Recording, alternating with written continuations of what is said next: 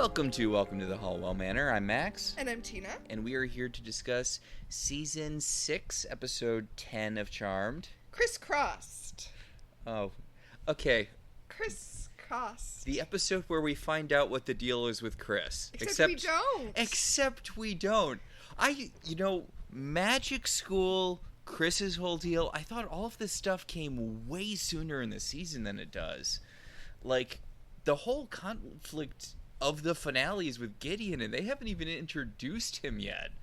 This episode is weird, too, because there's a lot of stuff in here that is obviously put in for if you know who Chris is, and they haven't revealed it yet. It's weird. It really reminds me of, shocking no one, A Buffy episode? Well, a Buffy thing in Season 5, when Glory is hiding the fact that she's a god until Buffy finds out about it, and then as soon as Buffy finds out about it, Glory is just saying she's a god left, right, and center. Like, if she was talking like that, and it's not on purpose, she wasn't hiding who she was from Buffy. Like, it's just we never saw her referencing herself as a god until Buffy finds out, and then she says it all the time. It's weird. It's weird that Chris is playing this so... I don't know. It's not... Well, no. Here's the thing, though. It's not just Chris, right? It's not just Chris being like... It's not weird that Chris is hiding it. It's weird the narrative is hiding it from us. Right. But there are moments in this episode, too, where, like, either Leo or Piper talks to Chris like he's their son, which he is. Like, they definitely know that's the plan at this point. By they, you mean the writers. The writers know at this point. Yeah, obviously, they had no idea who Chris was when... We've said this every episode with Chris in it. I meant, by they, you didn't mean Piper and Leo. They have no idea. Yeah. But at this point, the writers know. Yeah, the writers know who Chris is. I'm assuming because Holly Marie Combs found out she was pregnant by this point. That would make sense. And I just want to say that Chris... Just keep an eye out for how much wire work they're doing with Holly Marie Combs. Yes. I just want to say Chris Crossed is... Well, pun seems like a strong word. But called it barely wordplay. But it's an English pun, for lack of a better word. So obviously all of the other countries that aired this had a different title, which I bring up just because I just wanted to tell you. I wrote it down so I could tell you when we were recording what the Finnish title of this episode was. Ooh, what is it? Long Engagement Party. Oh my god. Wow. I mean, I guess technically not inaccurate. I thought that was amazing. I wish this was titled that. Jesus, Long Engagement Party. Yeah, just had to share that with you. Okay. This episode introduces a lot of stuff that... I mean, it introduces kind of the central conflict with Wyatt going forward. Right, well... I don't get why we don't get the Chris reveal here. This feels like the perfect place for the Chris reveal. Well, that's the other thing, too. Like, their relationship is clearly brotherly when we see them. It doesn't make any sense that it hasn't been revealed yet. And Wyatt talks around it, and you know what? Let's just really Did they just want to make the viewers feel, like, super smart by making it really obvious but hiding it so that when it's revealed, the viewers can be like, oh, I knew it, I called it. Okay, let's just get into it. Also, no, actually, you know what? Before we get into it, we watched the trailer, which we don't always do, but we should endeavor to do in the future. And you know that thing where they choose, like, the stupidest B plot, and then they make the trailer make that seem like it's the entire plot of the show? Yes, I'm aware of them doing that. Okay, this is... They chose... I don't even want to call it a B plot. Like... It's this weird quasi-plot for... One story beat, right? Which is the girls getting hit with an anti-inhibition spell. Yeah, which... I don't know. It doesn't feel like a necessary thing to have in this episode.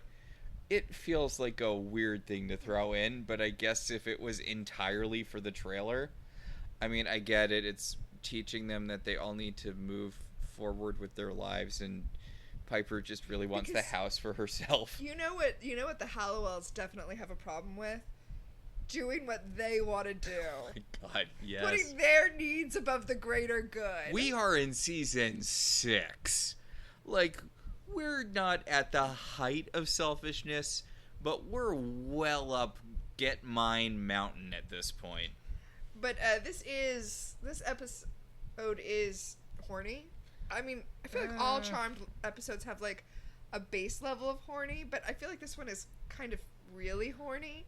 Like, there's no reason for Bianca to have the outfit that she has. Oh my god. You know what's really good if you're an assassin is to wear the most conspicuous binding leather outfit. Wait, we already saw this in Charmed. Miss Hellfire dressed like that too. Ms. Hellfire. Just those buckles. My god. I fight in this outfit, and I know it's trite at this point to point out that, you know, fighting game characters wouldn't dress like that because it would mean, you know, freedom of movement or whatever, but, like, it really comes into sharp relief when it's live action. There's a reason the live action Mortal Kombat TV show was basically softcore porn. I mean, most of that was because you can't show someone ripping out a spine at, you know, 6:30 on UPN. But for some reason, you can have a hive of horny bee women sex attacking guys. You're saying this with a question mark at the end? Like, I've not watched that show. I don't know the show. Okay, well, that's okay. I don't think the Mortal Kombat TV show is, you know, required watching or anything, but it's just really weird they took a franchise that was known for its over-the-top gratuitous violence, when they were adapting it for a TV show, they just made it, like, again, Star Trek Enterprise style softcore porn. Mm-hmm. I've never seen Star Trek Enterprise, but I'm given to understand that that's kind of its vibe. Well, as I have said on our other podcast, all sci-fi is a little horny. There's like a base level horny that all sci-fi has. Okay, we were talking about, you know, Farscape, which is way hornier than most sci-fi. The point is, even by sci-fi standards, Farscape is super horny. And they are in a genre that is already, as I said, a little bit horny. I guess the, like, bottom tier for that would be... Weirdly enough, I totally thought it was Trek for basically forever. No, Trek is incredibly horny. It's Star Wars. Star Wars is the least horny sci-fi property out there. Yeah. Which is weird. I mean, I guess it makes sense because it's the most mainstream, but, like... It's for children and everyone's related to everyone else. Yeah. Like, even Anakin was a product of Immaculate Conception, which is so weird. The Force got his mom pregnant. I'm sorry, I can't help myself. Yes. Immaculate Conception means that Mary was born without sin, not that Jesus was generated with no sperm. Okay, but... Okay, one of us here has the Catholic knowledge, and it's not me. I know. There was a time where I had to text. I had to stop myself from texting you when you were at work. Can dragons shapeshift in Catholicism? I'm pretty sure you did text me that. I asked you after you were done with work. Here's the thing: pointing out that the Immaculate Conception means Mary was born without sin is like the. Technically, it's only Champagne if it's from the Champagne region of France of Catholicism. It's the Frankenstein was the name of the doctor of Catholicism. He wasn't a doctor. He was undergrad, and he didn't even finish that in the book. If we're doing that, you know, if we're being pedantic about stuff, he was a doctor in the movie. It's fine. Should we talk about Charmed? Yeah, we should talk about Charmed. So, Paige comes in all horny. Yeah. She's like, sorry I'm late, I was all tied up. Wink, wink. And then she's like, at work, get your mind out of the gutter. And they're like, we haven't seen you at all because you've been so busy porking Richard 24/7. Also, I mean, I guess you can be tied up at work as a temp. Yeah. I mean, I kind of just assumed the nice thing about being a temp is that you can just leave whenever. Yeah, when you're done, you're done. Yeah. Like, they can't really pressure you to stay because you don't work for them. But maybe she was hired for somebody who needed the extra work, like, over their busy season, and they specifically hired her for, like, a long day. Or maybe it was one of the magical mishaps that these jobs are supposed to be leading her towards, except they keep forgetting that's a thing. Yeah, no, but yeah, maybe she was tied up doing magic stuff that we never see. So they hadn't been talking about Phoebe for like 5 goddamn seconds. So Phoebe's like, enough about Paige and Richard, I want to have sex with Jason, but he's always in China. Maybe I should move to China so I can have sex with Jason whenever I want. She does, You already rejected him. It's gonna be weird to go back on that now. She does speak a phrase in Chinese. I'm sorry, I know that... Mandarin and Cantonese. But I don't know which. Yes. And the subtitles are not helpful there. And she says that she's learning it from Berlitz. I think we've got our time freeze. I mean, there might be a reason I needed to bring that up right now. I might have been planting the seed for a future time freeze. Speaking of freezing time... we also... When was the last time we saw Piper do that?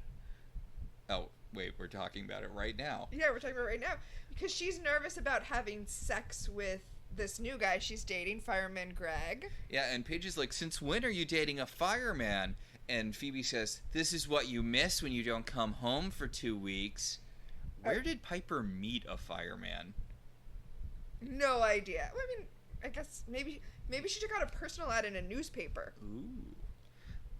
She says that... I'm sure she just screamed at him in a supermarket like she did with her last boyfriend oh before Leo. God, you're probably right. You're probably right.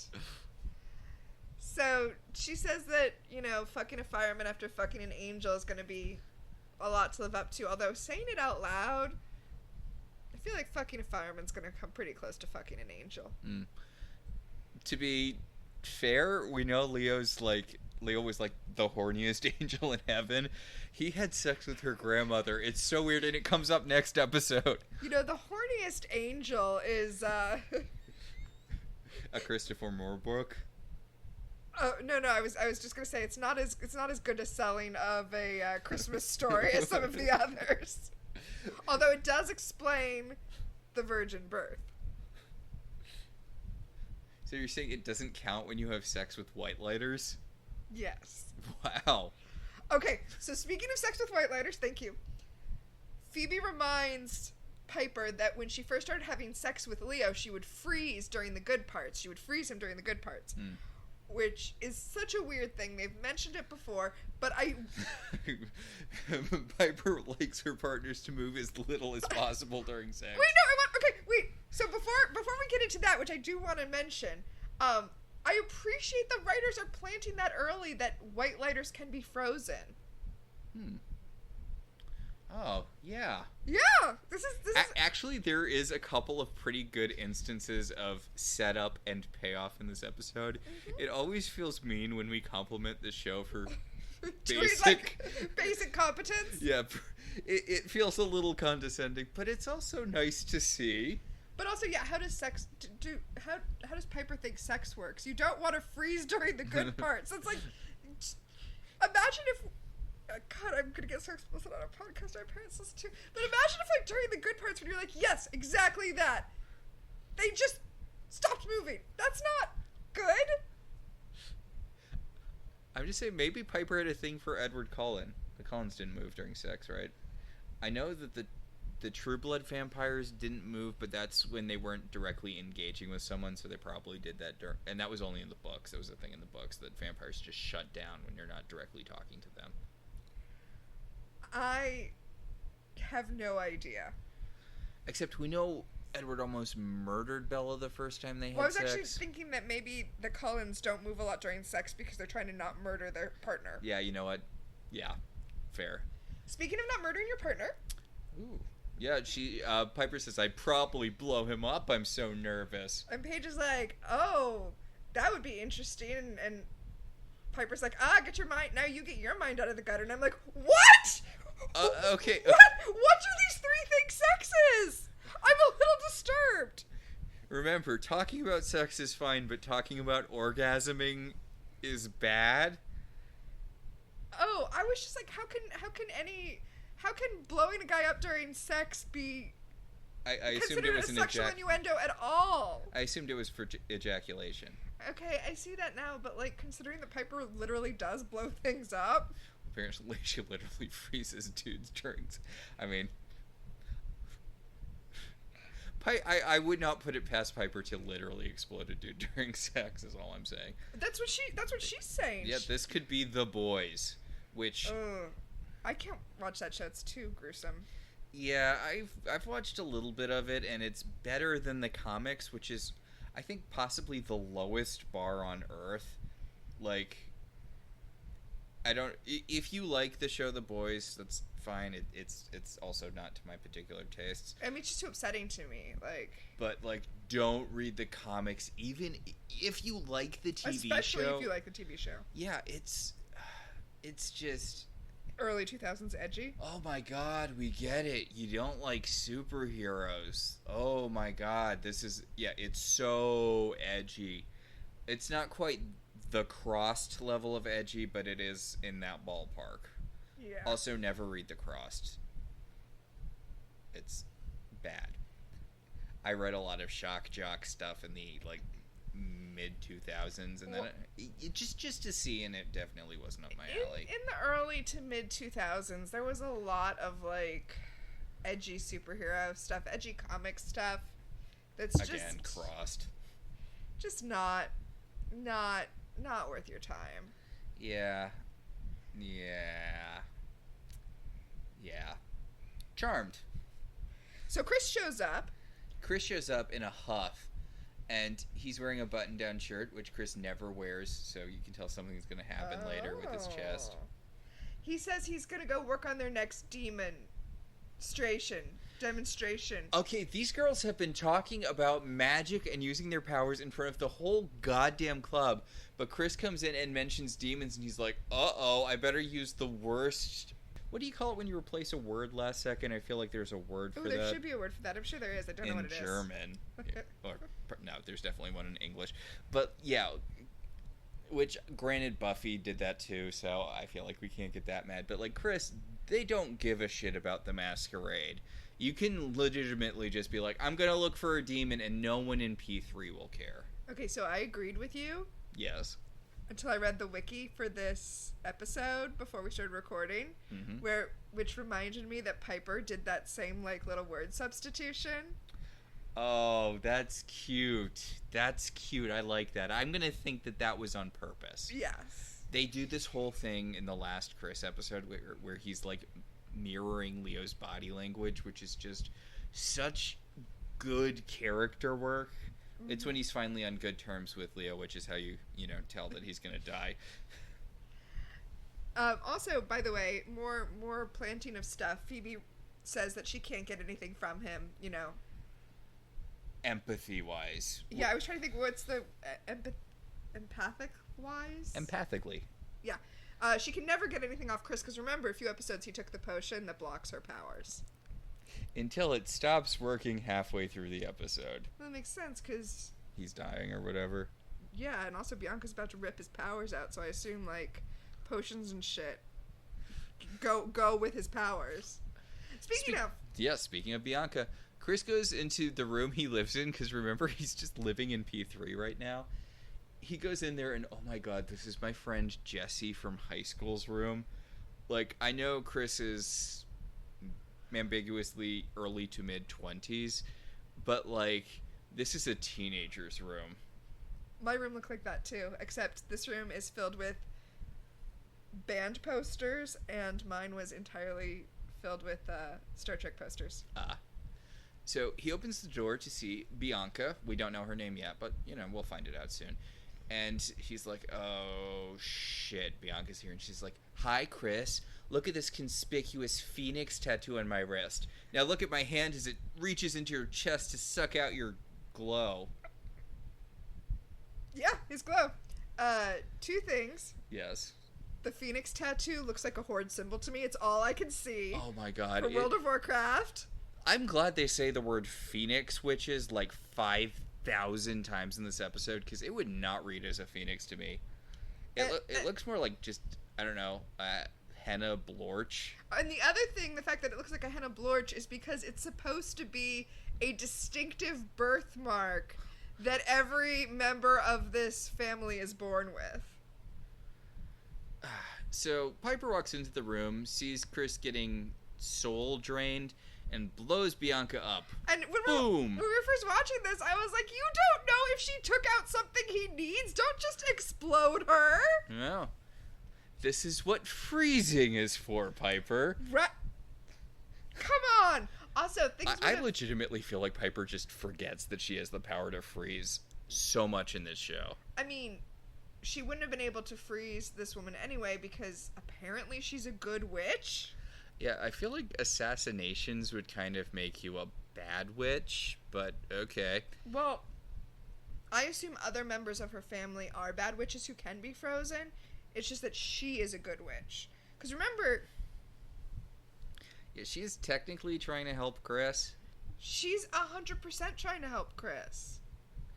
Also, I don't like it when they give evil witches demon powers. She shimmers, she has energy balls. Come on. And most importantly, she can regenerate. When Piper blows her up, we see her reform right outside of the club. Again, Phoenix Witch. Like, because she's a phoenix. Just make all of her stuff fire themed. Fire teleport. Fireballs. Like, come on. Yeah.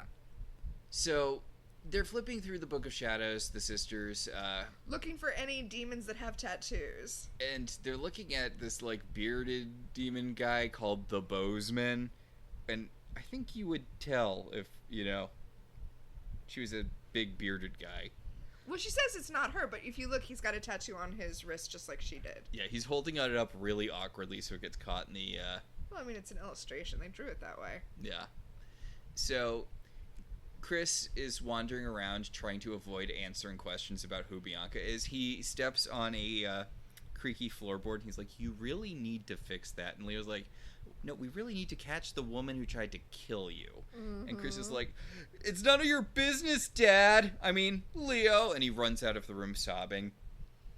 And Leo's like, he's lying. Which, I mean, he didn't really tell you anything. Okay, throughout this episode, they're going to say that Chris is lying. He's not lying because he hasn't said anything untrue. He just hasn't told you anything. But he's been pretty clear that he hasn't told you anything, and he's told you he's from the future. Like, who did you think he was? What did you think he was? So, Paige and Phoebe leave because they both have dates, and Leo's like, you're just going to let them go? And Piper's like, yeah, they got lives. And the doorbell rings, and Leo orbs down, and Piper's like, no. Okay, this is making me think that you are correct, that Holly Marie Combs is definitely pregnant, because she's sitting curled up on an armchair, like doing nothing, honestly, while her sisters are running around getting shit done. And then when she's also wearing a lot of very flowy clothes. Yes. But then the doorbell rings, and Leo's like, I'll get the door, you keep looking through the Book of Shadows. I'm like, she's not looking through shit, she's curled up on the armchair. But yeah, I felt like it was weird when I was watching it, but now that you say, you know, they figured out who Chris was because Holly Marie Combs was pregnant, I'm like, oh, that's why they were curled up in that armchair, not moving. And the thing is, this is all guesswork. We could totally be wrong, and it would be really easy to look up, but we're not going to do it. Nope. We're just assuming we're right. So Leo opens the door, and it is Fireman Greg. Oh, Piper's playing a little bit of the tag game here, right? Like, this guy is supposed to be, like, younger than her, I'm assuming. Tag, like, from Friends? Yeah. Tag, the conspicuously younger boyfriend from Friends. I don't know. Maybe it's just the, like, weird soul patch curve beard thing that he's got going on. Also, like, the flippy boy band hair. Yeah, honestly, he's probably that was the style at the time. It was. I mean, look at Chris. I guess also he might just look younger next to Leo, who's Brian Krause is very deep in his I'm not looking for other roles phase. Mm-hmm. Like, I'm not saying that to be mean. I'm saying that because it's a way more noticeable thing with dudes than with, you know, women in TV shows. Look at all of the Friends. I think that's because society puts a lot of pressure on women to continue to look hot. Yeah, even if they're not actively looking for roles. Yeah, I mean, look at Allison Hannigan and Jason Segel in How I Met Your Mother. Look at how Jason Segel changes from the first season to about the 9th season, and then when it's clear that the show is ending, how he looks. Like, the whole, like, weird beauty standard is so unfair, and I'm glad you brought up Friends, because I feel like Friends was one of the big moments where everyone on TV had to be hot. Like, people weren't just allowed to look like people anymore. Until a few seasons in, and then Matt LeBlanc and Matthew Perry could look however they wanted. And I guess probably they didn't care what David Schwimmer looked like, but Schwimmer kept it pretty tight throughout the entire run of Friends. Like, I know he's the nerdy guy, but like on the few occasions he has his shirt off, David Schwimmer is weirdly ripped. Yeah, in the episode where he tanning episode. Oh no! Although yes, that too. No, the image I always get is the one where he takes all of his stuff back from Rachel, including the Frankie Says Relax shirt. And then he puts it on, and it's super tiny on him because it's from when he was a child, and you can really see his arms in that shirt. Yeah. Like, there's a reason people are scared of Ross when he flips out. It makes it really dark. It's dark. I mean, Ross is genuinely a terrible person. Like, his behavior... And the thing is, they were on a break. Like, sleeping with the coffee shop girl was the... Coffee shop girl was, like, the one thing not wrong Ross did in the entirety of their relationship. He was a jealous, controlling monster for all of season 3. I mean, one of the reasons I like Kevin Can Fuck Himself so much is that it shows Kevin doing exactly the behavior Ross was doing and how it was abusive. Like, he almost got Rachel fired from her job. Like, her new job, which she had worked so hard to get. Yeah, like, it is financial abuse to get someone fired because you are jealous of their coworker, and so now they are dependent on you. Like, that's what Ross is doing to her. What do you think is going to happen in Paris? What do you think is going to happen when she gets off the plane and he has torched her? We literally have talked about this on another episode like 2 weeks ago. We got to keep going. Yes. So Chris goes to the bathroom of the manor where he checks out his sucking chest wound. Bianca ripped out his heart. And then he looks at this tiny, beautiful diamond ring, which he got her. We can assume it's an engagement ring. And there's a hole in his heart in more ways than one. God, I love Chris. He's such a sad little puppy. He's such a basic bitch. That is a basic-ass engagement ring, but whatever. Hey, he got it during an apocalypse. Speaking of apocalypse... This is the first time we see the future that Chris came from. The far-flung future of 2023. Oh my god, where that Harvey Birdman meets the Jetsons meme. Which gets funnier every year when they say we're from the far, far year of 1999, and then he looks at the calendar and it's like 2004. That gets funnier every year since it happened. Yes. You can tell it's the future because all of San Francisco's iconic landmarks have been destroyed. There are giant televisions everywhere, and there are drones flying around. So, like, 1 out of 3 ain't bad as far as predicting what life would be like in 2023. Although, to be fair, I'm not, dismissing them. I'm not oh, this is so inaccurate, because in our timeline, an evil witch didn't take over the world. Yes. Also, in the future, the... everything is tinted blue. Yeah. Which we know is wrong. In the future, everything is tinted orange because of all the wildfires. Okay. I'm sorry, was that too dark? Did I go too dark there? It was really dark. But I was actually thinking, we're 20 years after this was made now. Yeah. But 10 years after this was made, I feel like everything was just tinted blue. Like, that was just the style. Yeah. I mean, speaking of Twilight... So, you have to imagine there were a bunch of Twilight fans who were disappointed when they inevitably flew to Forks, Washington, and the entire state was not tinted blue. Oh, yeah. I feel like they do a lot of Twilight stuff in Forks, though. Oh, well, I'm assuming it's a Salem thing where they're... shouldn't compare it to something where actual people actually died. But, yeah, they probably hate it, but also capitalize off it, I would imagine. Mm-hmm. Like... how every beach town feels about everyone who goes to the beach in their beach town. As you know, Twilight was originally going to be called Forks. That would have been a terrible title for it. I'm sorry, I'm thinking about what has to be... It is the cheapest laugh that I laugh at consistently from The Simpsons. Do you remember the episode where Marge and Homer discover they have a public humiliation kink? And it's not. It's about having sex in public. It's the fear of being caught. Yes.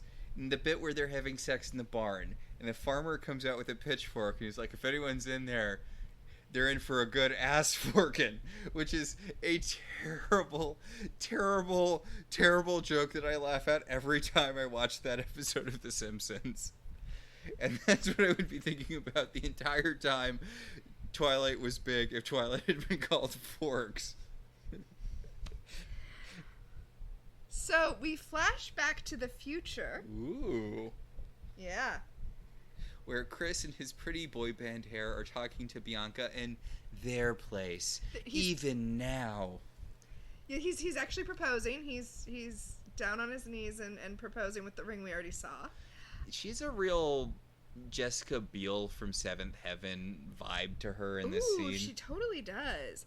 Yeah, it's funny because she was an evil assassin witch, and then she became good because of Chris. Oh, okay. And then when Chris left, she became evil again. So here in the... But she just became evil so she could protect him. She did. You're saying that sarcastically. She did. Yeah, it's true. So here in the dark future, like in the apocalypse, she's wearing like a red button-down blouse, like a work blouse, like something that you would wear to an office job here in the real world, not what the Charmed sisters wear to office jobs. Yes. And then in the presumably less apocalyptic past, she's wearing like the leather buckle outfit. Yeah.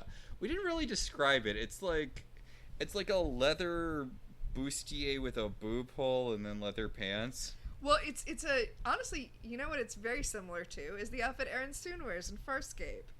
It's a sexier version. It's John's cartoon version of Aaron. It's what John's cartoon version of Aaron is wearing in the cartoon episode, which should be fun but isn't. Well, it's like it's a Revenging Angel. It's a leather vest with like buckles to close it, but then the leather pieces don't close, so the buckles are there's all that skin visible. Breasts in the middle. Everywhere. And then leather pants. And I'm saying leather. I actually am pretty sure it's pleather. Which is extra evil because it doesn't biodegrade. Exactly. Yeah. So here in the past, and this can't possibly be where they all. Okay, sorry. Backing up. I feel like if I knew San Francisco, maybe I would know where they are. Yeah, probably. I feel like it's a location. I thought it really feels like they're kind of in the garden that's outside of the sunroom and the Charmed Manor. Ooh. But they definitely cannot be because we know what's going on at the Charmed Manor. It's a Halliwell museum. Yeah, so I don't know where they are. It's their special place. Sure. But not Silent Hill, which is Jim Sunderland's special place with his wife. It's outdoors. It's a garden. Yeah, so she accepts his proposal. They start making out.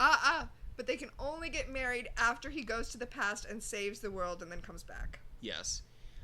A drone flies in while they're making out after establishing that. And Chris telekinetically, it scans Bianca, and Chris telekinetically throws it into a statue and it kerplodes. And Chris is like, I can't believe that son of a bitch, your brother, People still say that. Yeah, is sending drones after us. Why? He conquered the world. I feel like those drones are pretty useless for how easily Chris takes them out every time we see them. Yeah, you barely tried to telekinetically destroy it.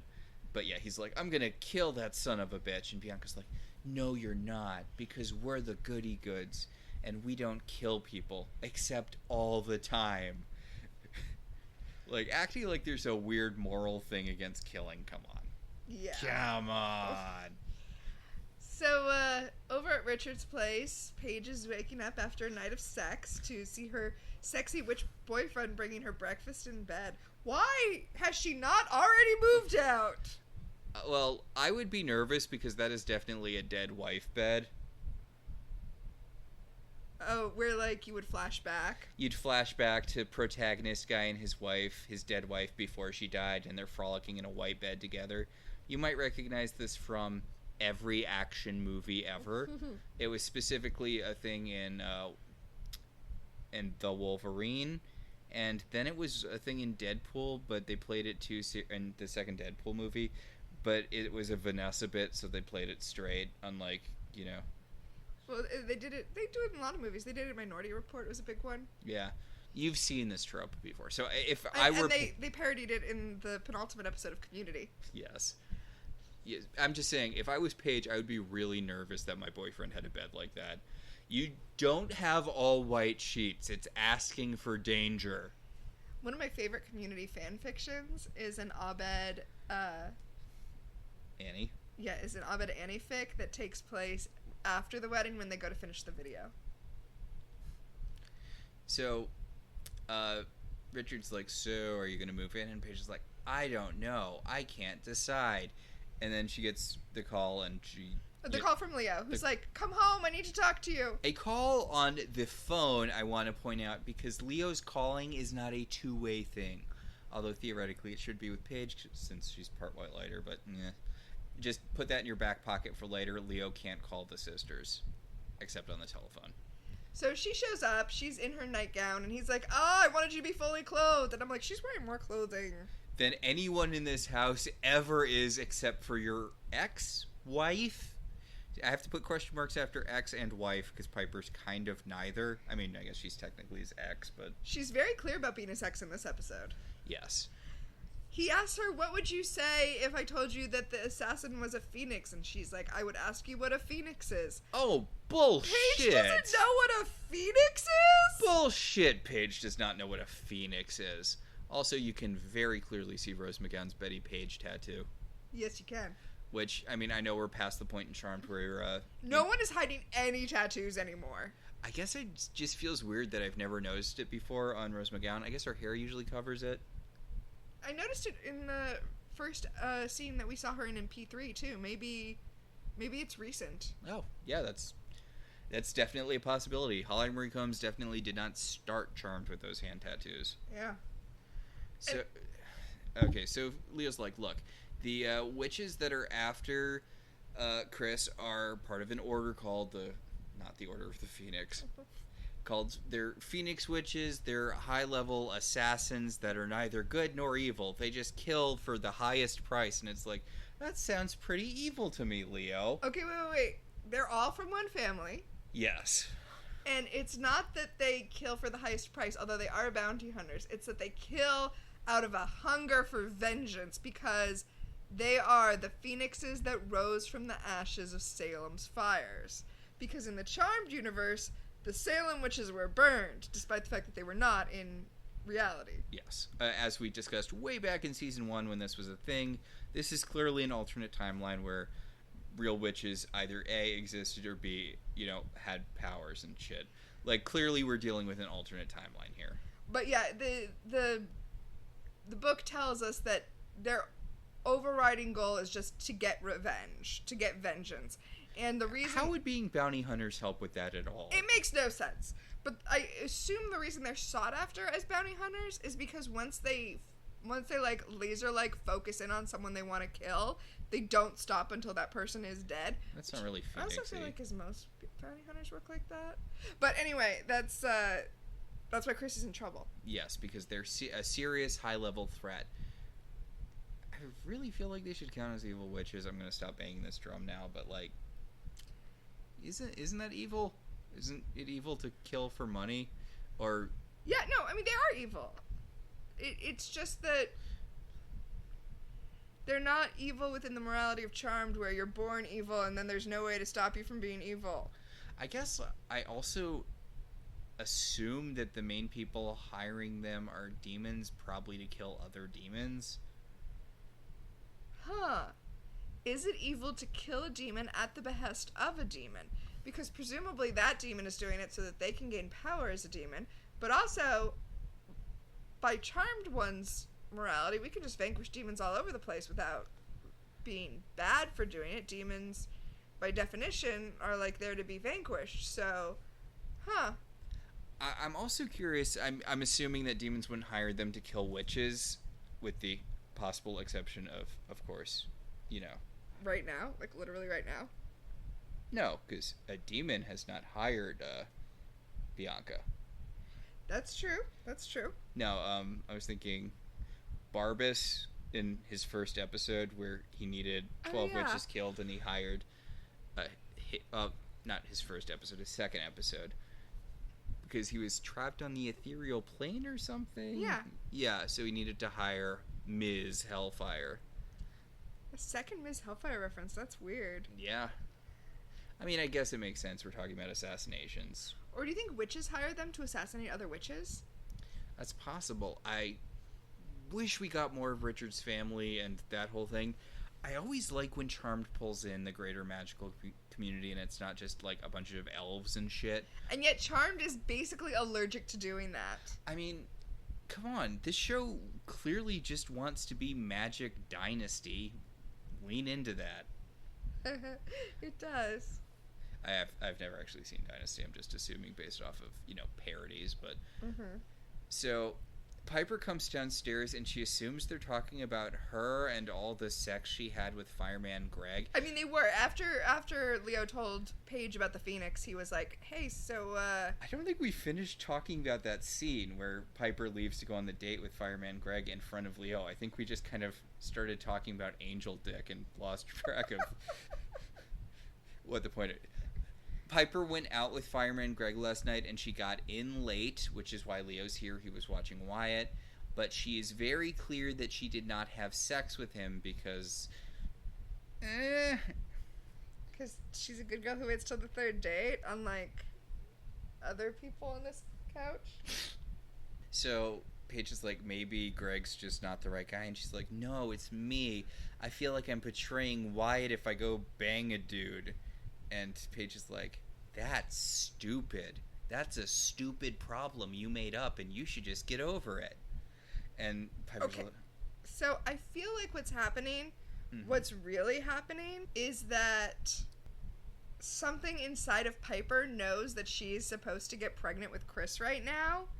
And so, like, some part of her that can feel the future is like, wait, no, this is wrong. I definitely shouldn't be having sex with Greg. I should be letting Leo knock me up. Yeah, I feel like Charmed isn't really big on the whole free will thing. Yeah, exactly. Well, and that's why she's like, I feel like I'm betraying Wyatt. But really, it's that she knows that she's supposed to be pregnant with Chris now. Yeah. So Piper's like, look, let's just get Phoebe and we'll take care of the Phoenix Witches. And Paige's like, we don't need Phoebe. You blew up the last one by yourself. We need to work on the power of two, which is something they use in multiple episodes. But, I guess it makes sense. You have a numbered power thing. You're going to... Yeah, of course. Okay. I know we don't normally... Talk about Elise? I was going to say mention who wrote an episode, but I'm just going to assume this episode is written by a dude. Yeah, it very much was. Yeah. Okay. So, but before we get into why it was very much written by a dude... Yes. Elise comes to talk to Phoebe in her office. And it's like, hey, Phoebe, you should go to China and be with your boyfriend.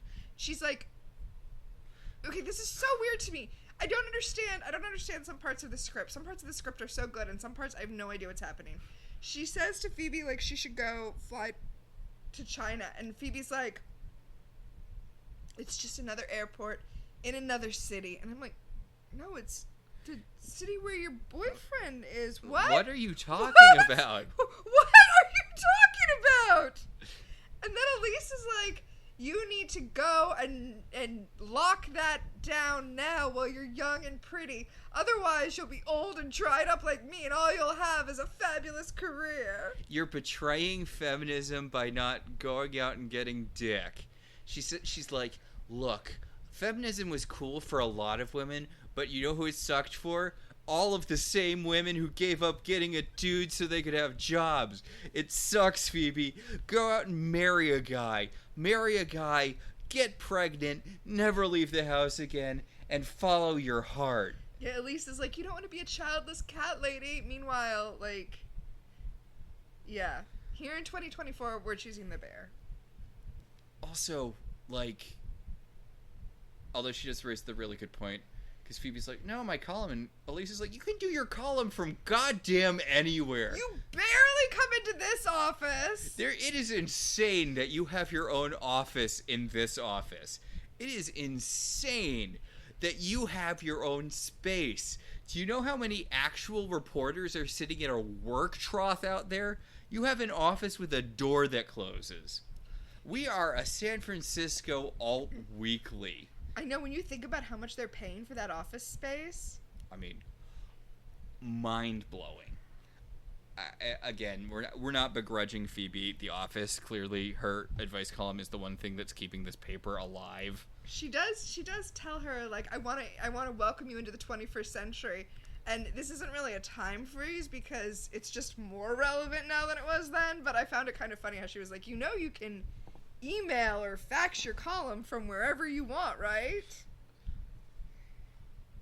Phoebe does not need to return to office. No one does. So, Piper and Paige have tracked the Phoenix Witch nest to some lady's apartment. And they knock on her door. They're like, hey, we're your new neighbor, and we just wanted to be neighborly and come check out your apartment. And the woman is like, oh my god, yeah, fucking charmed ones. She closes the door, and then she locks it, and it's like, it's one of those, like, little weensy locks. It's not even a deadbolt. Yeah, no, it's the lock on the doorknob, the kind that you can defeat with a credit card. The kind that you can defeat by twisting and pulling really hard. But yeah, she locks them in. You're not trapped. I'm not trapped in here with you. You're trapped in here with me. So her daughter comes in, her like 4 or 5-year-old daughter comes in, and she's like, the Paige and Piper see the Phoenix birthmark on her wrist. Yes, her daughter runs into the room, conspicuously sticking her wrist out so that the Phoenix birthmark, God, is as visible as possible. And her mom is like, now, Bianca, I need you to go into the bedroom. And then, as soon as Bianca's in the bedroom, the mom starts energy balling Piper and Paige, and Piper just blows her up. She blorps together in Bianca's room, and then she blorps away with Bianca. Okay, what in the world were they going to do with a 5-year-old quote-unquote evil witch if her mother had not reconstituted? I mean, what was the plan there? Were they going to murder a child? Yeah, last episode they're like, okay, we found where the line is. We won't murder a baby, but she's 5. She's fair game. They are so lucky that mother reconstituted. Also, they're like, oh, hey, turns out Phoenix assassins can reconstitute, so the one that Piper blew up earlier is definitely still out there hunting Chris. And when they reconstitute, it's in this kind of cool ash effect, and I was like, why wasn't that also their teleport? Because they shimmer so you know they're evil. What was that? I'm sighing dramatically, because, like, if you're going to be Phoenix Witches, have a theme. Have an ash theme. Have a fire and ash theme. It's not rocket science. It's not rocket science. Don't do what Dark Phoenix and what X-Men 3 did, where for some reason you don't do fucking fire. You don't make a Firebird at any point in the movie. It's Phoenix. You already did a Firebird in X-Men Apocalypse. Why are suddenly you doing the whole dark veins thing from the 3rd X-Men movie that everyone hated? It is beyond me that they got the guy who wrote the worst X-Men movie to write another X-Men movie. Famously loathed X-Men movie, and you're giving that guy another bite at the apple to fuck up the same story he fucked up last time? It feels like the Dark Phoenix is such an easy story. It really is. It's not that complicated. And I know people talk about how impossible it is to adapt. It's not. It's not. Don't give it. It's just been done poorly twice by the same guy. Yeah. Yeah, hard for him to adapt. Seriously.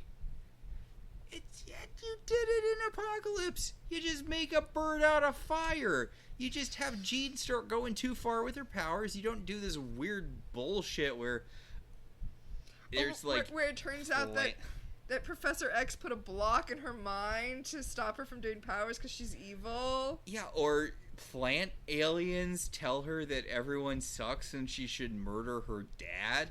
And that movie, for some reason, gives her Lorna Dane's backstory instead of Jean Grey's backstory in a movie about Jean Grey. Why would you not just give her Jean Grey's backstory? Why would you give her Lorna Dane's backstory? What were you thinking? I'm sorry, Charmed. So Chris orbs into this rose and statue garden. It's obviously the same special place that he and Bianca were meeting in the apocalyptic future. And again, I feel like I should know what, if I was in San Francisco, I would know what this was. It seems like a place. There's a conspicuous angel statue behind them, only this time it's not broken. And lots of columns and shit. It's a rose and statue garden. That's what I'm just going to call it. Yeah.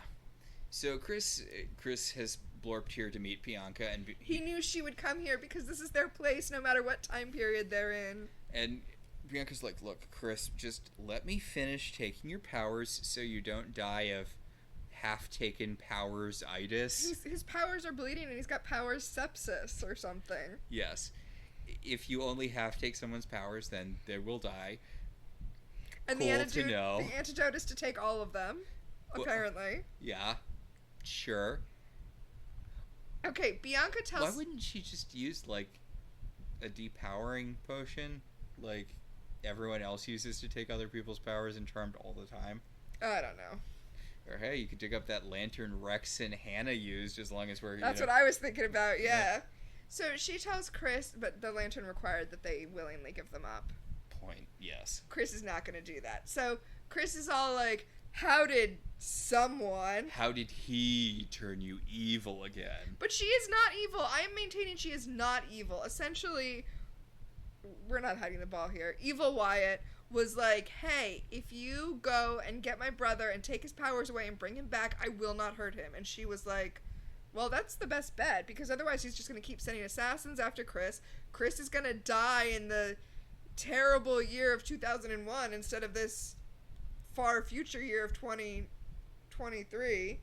Like, I don't think she made a decision we wouldn't have made, but I don't think she is evil. She did it because she loves Chris. And she's really upfront about this. She's like, look, I've talked to him. I've arranged it so you can just survive. We can be together in the future. We just sit back and ignore all of the stuff the guy who runs our country is doing, just like everyone else. Another thing they got right about 2020. Hopefully not. I mean, I'm feeling optimism for the first time in so many years that I don't even want to talk pessimistically, because I feel good for the first time in so long. Harris Waltz got me pumped. It's nice to feel like the Democrats are doing something for a change. It's such a low bar, but the fact that they're, actively trying to do stuff feels so good. It feels so good to have a government that's trying to function. And to have people who aren't so obsessed with taking the high road that they just let the other side do whatever they want. Like, it's nice that the Democrats finally, and I'm sorry for this, grew some balls. I saw an interesting TikTok today talking about this campaign as being like meme based, but specifically that politics should be like memes, in that politicians should be reactive to what their constituents are saying in the way that memes are reactive to each other, and that they should move quickly the way that memes do. Obviously, politics is good. There's a little bit that moves slowly in politics. That's just the way it's built. Yes. But also, it feels like they're acknowledging reality in a way that politicians have been, like, too good to do. Like, politicians have felt, like, above acknowledging reality for so long. The press release that they put out after Trump's... The one with the drill tweet, which people were, like, mad about, but no, that's how you communicate now. You quote drill. Yeah, and also, and it's not even the drill tweet, which I liked that. I liked it. Don't put in the paper that I was mad. Yeah. Like, it was a perfect summary of that press conference. But then also the second page that was like, yeah, this is out of control. And literally in the press release it says, Trump clearly does not know the difference between an insane asylum and asylum seekers. They wrote that in their press conference. Yeah, like, it's nice to have someone acknowledge reality, which again is sad that the bar was that low. But having someone be like, that man is not well. That man does not know what he is talking about. That man did an entire speech where he did not use a period once. Well, it's like, I don't want I don't want Democrats out here steel-manning Trump just because they don't know how to respond to a person who's not operating on a good faith level. Yeah, like, when the dude is like, they're performing live abortions at the DNC where they're killing fully born babies, you're allowed to say, no, that's not happening. You don't have to treat it like he has some valid point or has somehow misunderstood the situation. You can acknowledge that he is spewing nonsense, and it is the correct thing to do. It is not taking the low road. Jake Tapper, who has suddenly decided that it's bad to acknowledge reality. Oh, I can't even get started on the pundit class because... Alright, so I'm Charmed. Oh my god. Yeah, Bianca's like, look, just let me suck out the rest of your powers. We can go back to the future, get happily married, and ignore your brother murdering half of the West Coast. And Chris orbs away, and she tries to grab him like Leo did that one time, but he's too fast now. Okay, he's not, though! Listen, I know that the reason that this shot is set up the way it is because Chris is not... Drew Fuller, rather. Drew Fuller is not actually a white lighter, and he can't actually orb away, so they have to, like... have him sit there and then shoot a shot where he's not there and then put in the FX of the, like, glittery thing. Yeah. But the amount of time it takes Bianca to react to what's going on because of the needs of the special effects is not believable. Like, she moves so slowly. Girl, you are an assassin. This is embarrassing for you. You know what? Suck out the rest of his powers and then have this conversation. So, Leo... Oh my god, I love when bad things happen to Chris. I'm sorry. So Chris orbs back to the manor and immediately passes out because he's definitely getting super sick from powers-itis, yes. I mean, I like that we both came up with a different medical thing to call this nonsense. Bianca said that it's like an infection, which is, that's I guess, sepsis is. Yeah, it's apt. It's also just, it's weird. I mean, I guess having half of something that you have removed and then leaving halfway through the procedure is not good, typically. So yes. So Leo can't heal dying of only having half of your powers, which, yeah, fair. That seems like something you wouldn't be able to heal your way out of. Yeah, there's something blocking him. And Paige is like, that's a really weird, circuitous way to try to kill someone. Which... Yes, and not just try to kill someone, but come from the future to kill someone. Something I appreciate about this episode is that a lot of stuff happens in this episode. We've got the stuff with Bianca, we've got going to the future, dealing with Wyatt, the weird inhibition lowering spell that hasn't even started yet. There's a lot of stuff happening in this episode, and as a result, everyone is fast on the uptake, and I appreciate that. Like, they immediately were like, oh, this little girl's named Bianca. That assassin was named Bianca. Chris is from the future. This is an assassin from the future to take out Chris. Like, bam, bam, bam, bam, bam. No, like, well, what's happening? And in a minute, when they get hit with the anti-inhibition spell, Leo's like, oh, okay, you're under a spell. This is a spell. Yeah, again, it's nice when all of the characters just understand what's going on and then move forward quickly instead of dithering around for Much no like reason. the Democrats, I get super excited when the Charmed Ones display basic competence. Yay! For the job they're supposed to be doing. So, now that Chris is dying, the potion that stops Phoebe from reading his emotions isn't really working. And Phoebe's like, oh, he loves her. And she opens his hand where he's still holding the ring. Boy, it's lucky he didn't put that back in his pocket. And they're like, oh, she's an ex. I want to point out, this is not just the first time Phoebe's empathy power has worked on Chris. I feel like this is the first time Phoebe's empathy power has been useful, has told them a piece of information they did not already have that helped them fix what's happening. Okay, that is true if you don't count the episode where the three blondes stole their powers and Phoebe's empathy destroyed them from within. Oh my god, I did forget about that. Which I'm not sure if you should give... No, we should count that. We should count that one. Because Phoebe's empathy is so terrible, it caused a rift in the evil blonde sisters that allowed the charmed ones to reclaim their powers. But yeah, no, I like her realizing that this assassin from the future is Chris's ex-fiancé, someone that he is in love with. He calls out for her while dying. Mm-hmm. He's going in and out of it because, again, dying. And well, he's conveniently remembering things at the same rate that we are seeing the flashback, like in order. Handy. Yeah, so that he's saying things that are relevant to what he's seeing. Meanwhile, the sisters just take the ring and run out of the room so they can use the ring to scry for Bianca. Which, I guess it's technically hers. I mean, I'm not sure about that one. Okay, there's this heartbreaking scene in the comic Kim and Kim. Yes. Which I recommended to someone at Books with Pictures, our local very amazing comic book shop. And then did you discover that the first volume, even though it's incredible, is not in print? Yeah. Like... I suggested it, and Nick was like, I knew you were going to suggest it, and it's out of print. Like, we would sell so many copies of it. It's so good. It's totally... Black Mask is the one who... Black Mask was the publisher.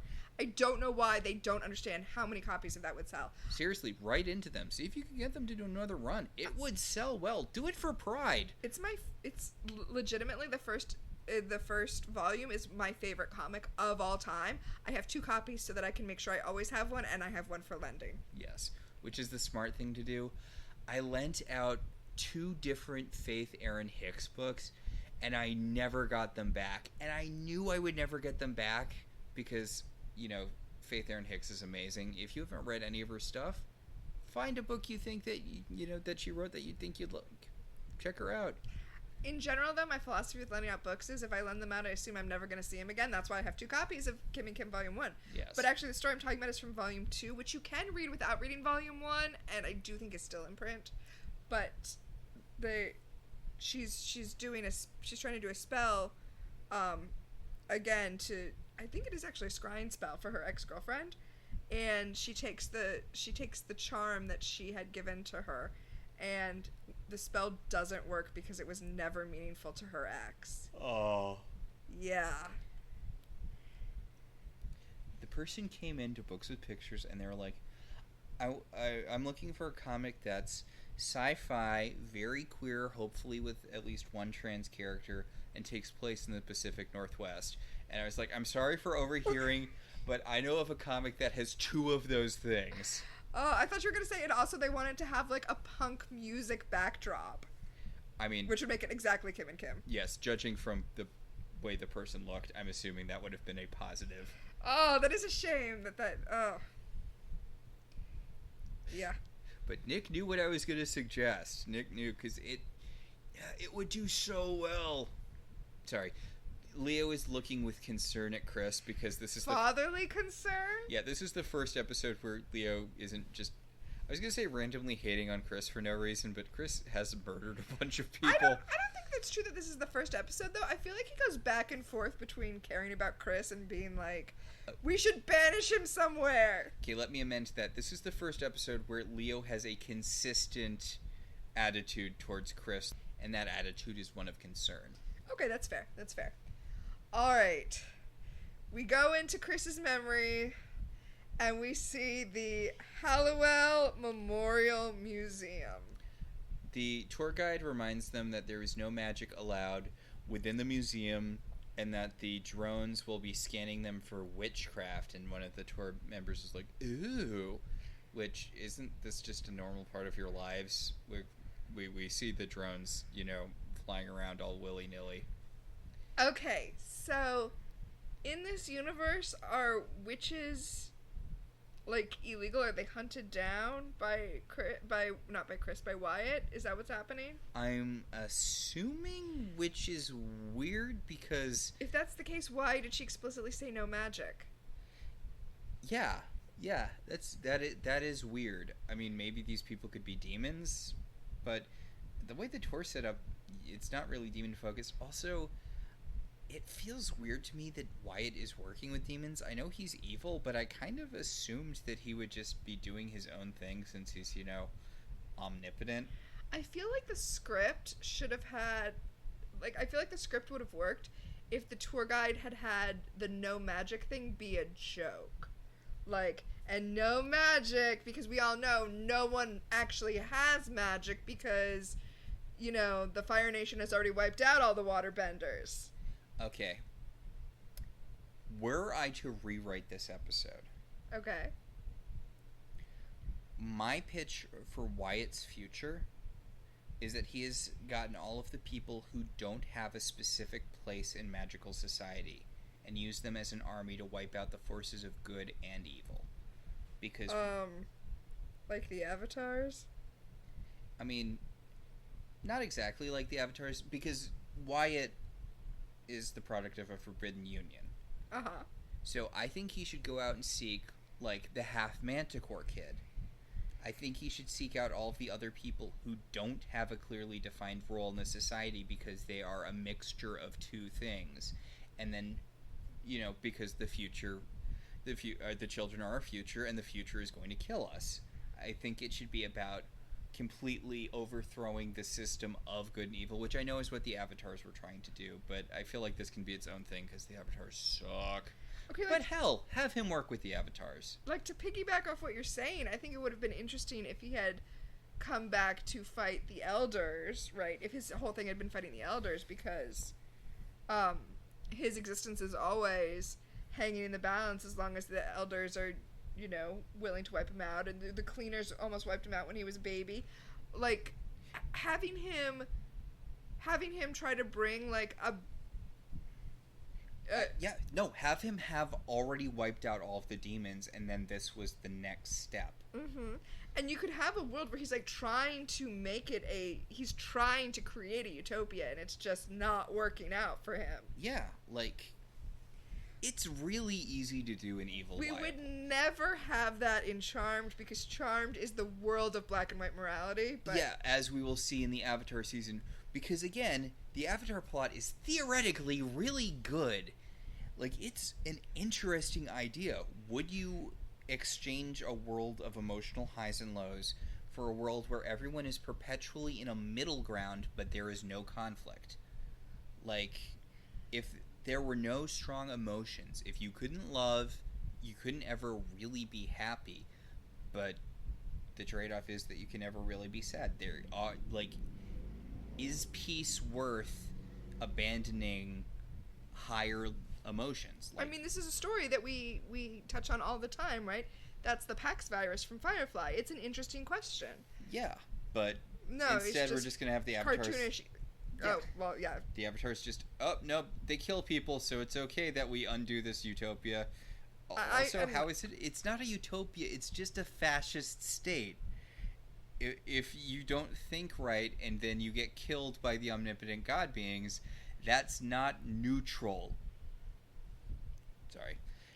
The drones try to scan Chris and Bianca, but Chris just telekinetically waves them off. So they're useless! Yeah. They are completely useless then, right? I mean, he is an incredibly powerful witch. I said that sarcastically, but he is one of the Warren line, so, Yeah, he is an incredibly powerful witch. So, the Halliwell Manor has been converted into a museum of the Halliwells, which is filled with recreations of all of their wackiest costumes. And the tour guide was like, the Halliwells vanquished thousands of demons before they themselves were vanquished. Which is, for some reason, the stinger of the trailer. The trailer wanted us to think that the Charmed Ones were going to be killed in that episode. Because of horny. Yeah. Then, for some reason, we get a tiny clip show where she summons a hologram of when Paige was awakened. Okay, so this is weird, but it's also similar to a lot of stuff that they had in the Tower of London when I was over there in England. This is not too strange for a museum to have.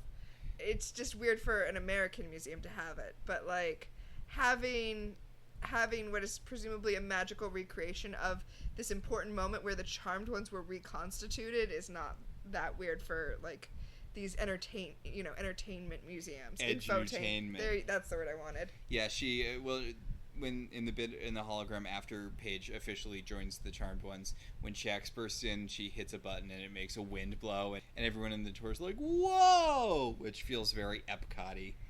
So it's the moment when the Charmed Ones were reconstituted with Paige, not the moment when the Charmed Ones' powers were first awakened. Yeah, there's a very conspicuous absence of Prue in this museum. Now, we know the real reason for that, which is that they didn't have the right to use Shannon Doherty's likeness. But what is the in-universe reason? I don't know, but I wrote in my notes, something, Chris equals Prue. Yes. They could, I mean, it's not a likeness, right? A lot of them are just dummies with the costumes on it. You could have thrown in, like, Prue's Ms. Hellfire outfit. I'm sorry to keep mentioning that, but that's, like, the most distinctive outfit I remember Prue wearing.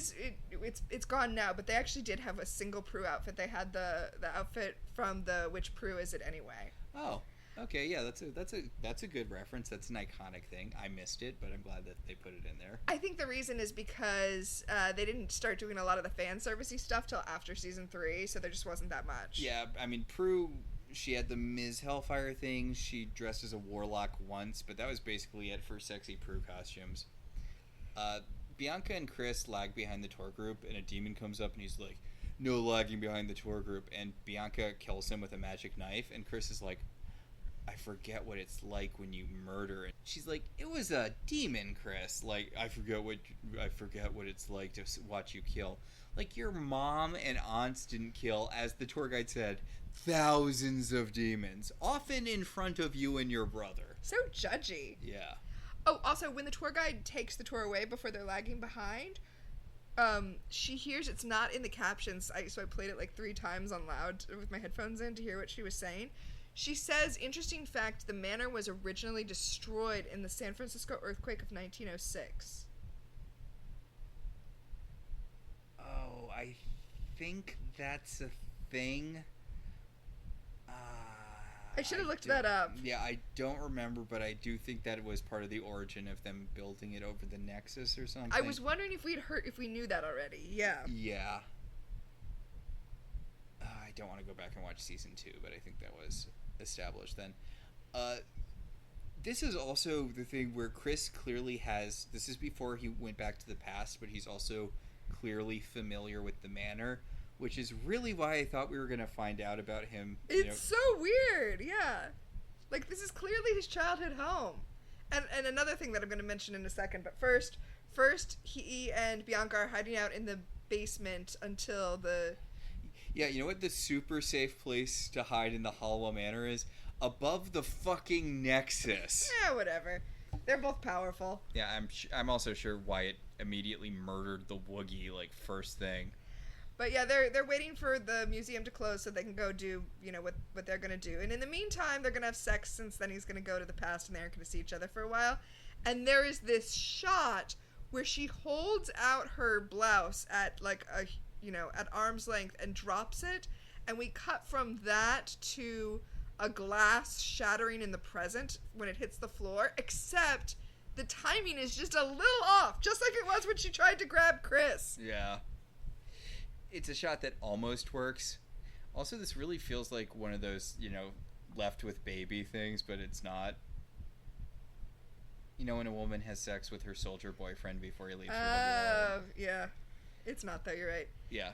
So, yes, we do cut back to Bianca in the present, where she's digging through her mom's cabinet, and her mom comes in and she's like, who are you, and what are you doing in my apartment? Did she just wait a little while until she was pretty sure the Charmed Ones left before coming back to her apartment? She did! Oh, the mother, you mean? Yeah. Yes, she did. So she's gonna energy bolt Bianca, but Bianca holds up her wrist and she's like, daughter from the future, where's the grimoire, which, as we know, is the evil Book of Shadows? Yep. And it's a mega powerful artifact. It feels weird that these ladies have it. Oh, no. This is their family grimoire. Just like other witch families have a Book of Shadows that isn't the Book of Shadows. Yes. And I like this because she's like, I need a spell to deal with the Charmed Ones.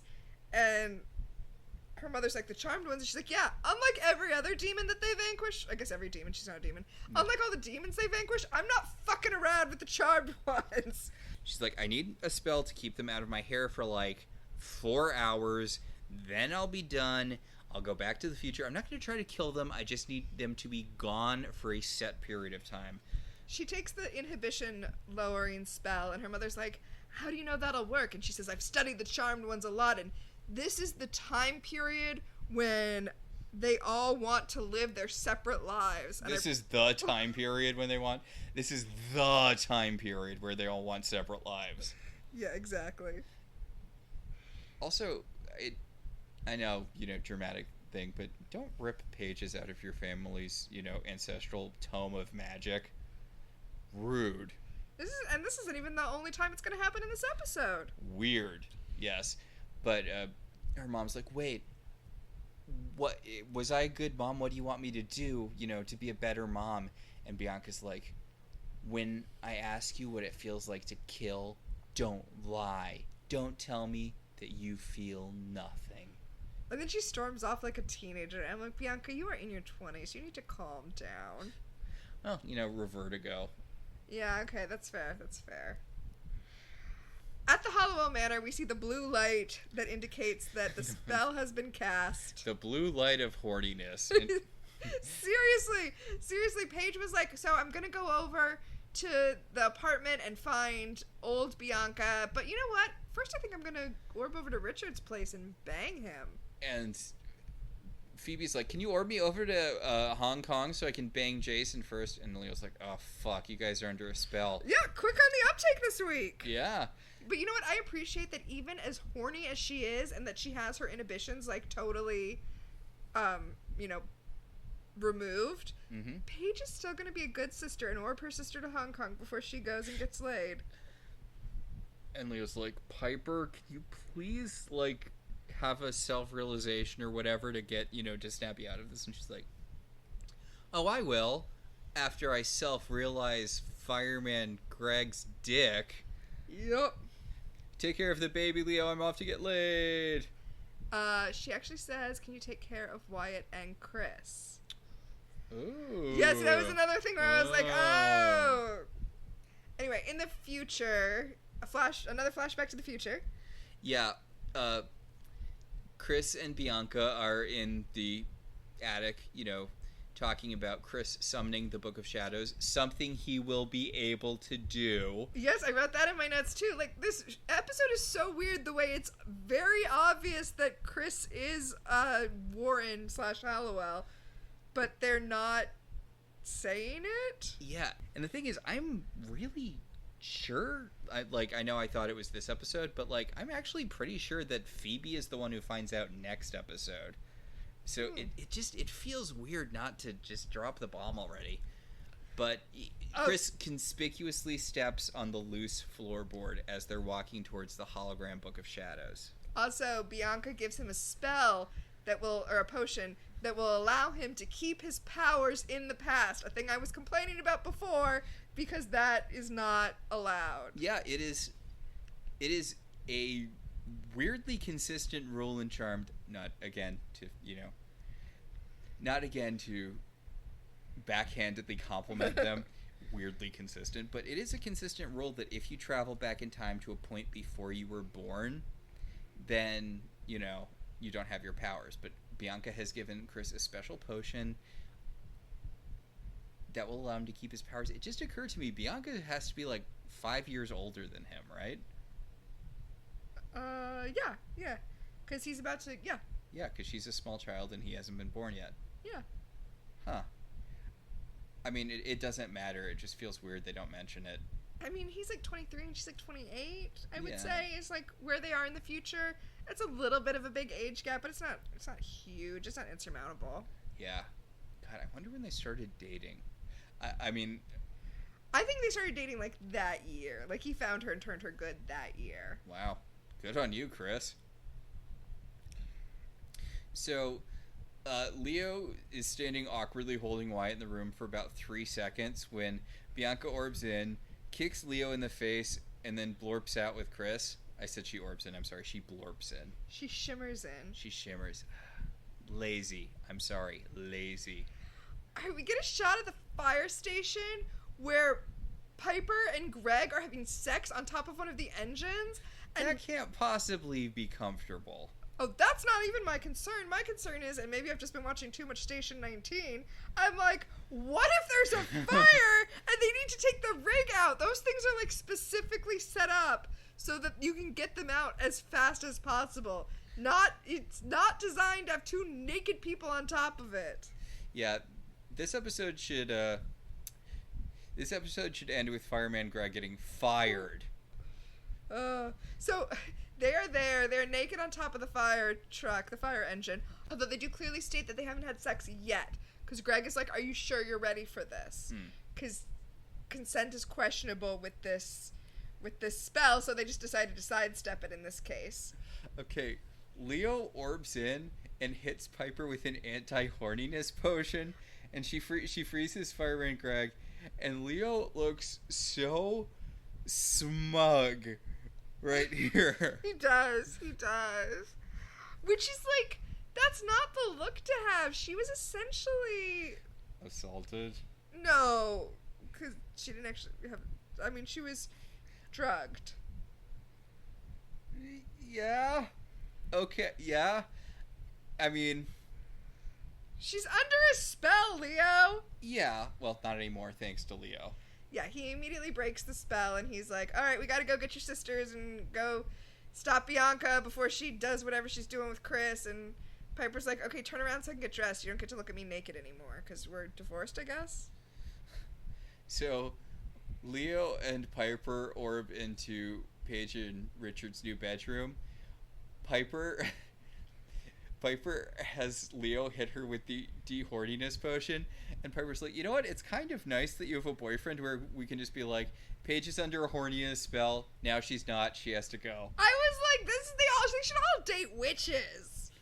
You don't have to explain anything. You don't have to like worry about where you're orbing. So Bianca blorps out the rest of Chris's powers, so now he's not dying anymore, but he no longer has his telekinesis or orbing. Mm-hmm. The big two. Yes. I guess he probably doesn't have spellcasting either. Yeah, he can't do anything. He's just a human now. Yeah. So Bianca starts to draw we didn't say that the door that was the portal to the past that she drew before was a triquetra, but she starts to draw it again. And Chris is like, that doesn't work. It's a one-way door. It only goes to the past. And she's like, yeah, well, Wyatt's like super smart, so he wrote a new spell that's a door to the future. They're still not saying Wyatt's name, so she's like, yeah, well, he's super powerful and he's really good at magic, so he created a spell that goes both ways. Like, it's not that hard to write spells, guys. Do we know that the spell only goes one way?